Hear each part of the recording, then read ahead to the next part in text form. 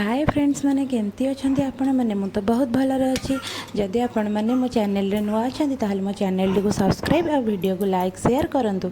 चलतु आज बनइबा सागु खीरी।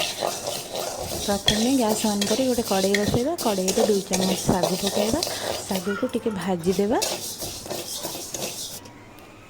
सागु जस्ट टिके भाजी हो आसला पर से अल्प पानी देबा कहीं सागुटा टिके सिझिबो। तापर मुझे क्षीर देइछि। तापर या भल भाव गोला गोली करदेबा। से गोटे तेजपत्र पकेबा। यह स्लो फ्लेम रे सिझापी छाड़ा कहीं सागुटा भजा है सिझापी टाइम लगे। यह स्लो फ्लेम रे 15-20 मिनट सिझापी छाड़ा।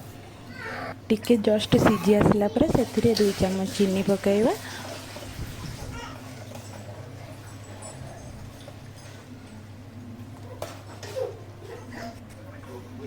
स्वाद अनुसार अल्प टिके लुण से पकाइबा। तापर यह गोला गोली करवा। लास्ट रे से गोटे गुजराती रखी गुजराती पकई, गुजराती पकईले खावाई भल टेस्ट लगे, बास्ना भी भल आसो। एबे टिके बहलिया हो आसला सागुटा। सागु ए फुटीगला भल भाव। सागु ए रेडी हो जाइए। आमर सागु खीरी ए भल भाव हो जाइए। एबे आमर बनीगला सागु खीरी।